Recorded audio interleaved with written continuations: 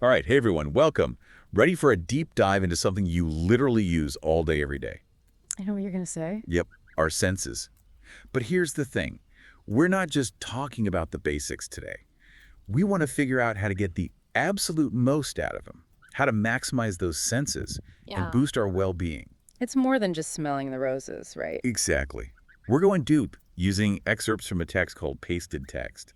We're going to explore something called the five senses exercise. Ever heard of it? Also known as the 5-4-3-2-1 grounding technique. Right.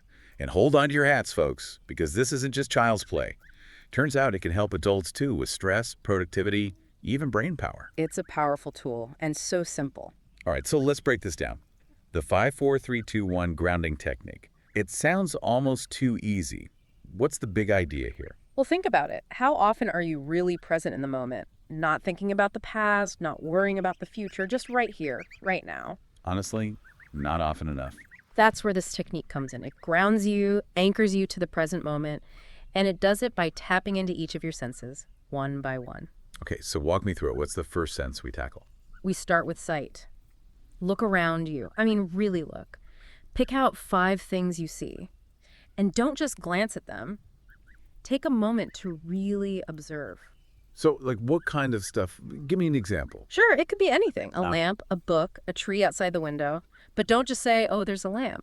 Pay attention to the details. Details like what? Like the color of the lampshade, the shape of the base, maybe even the texture of the fabric.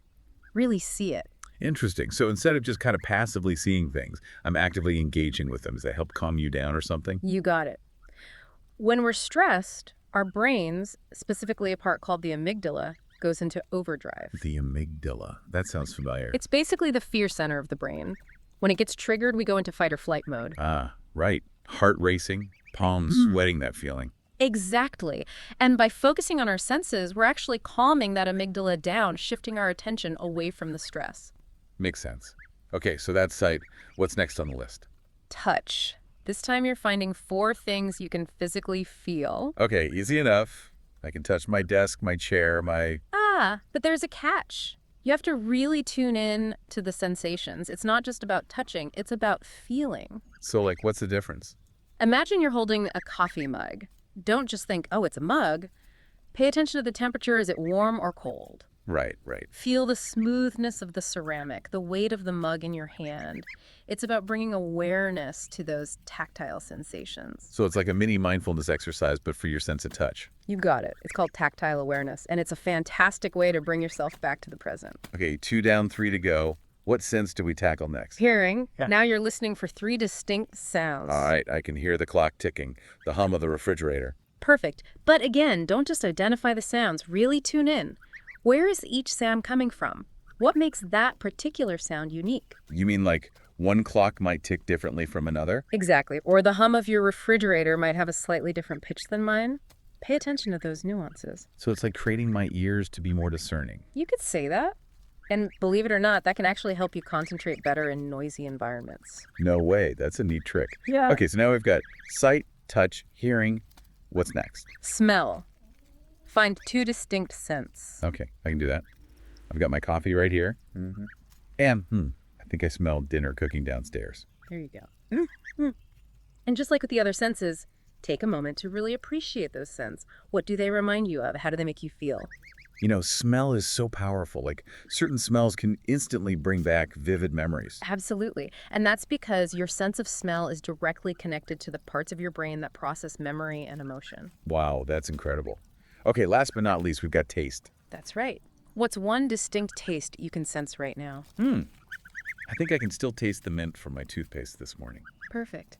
You see, it's all about slowing down and really experiencing those sensations that we usually just rush through. You're absolutely right. I never thought about it that way. It's such a simple exercise, but it makes you realize how much we take our senses for granted. And the benefits go way beyond just stress reduction. Oh, yeah? Like what?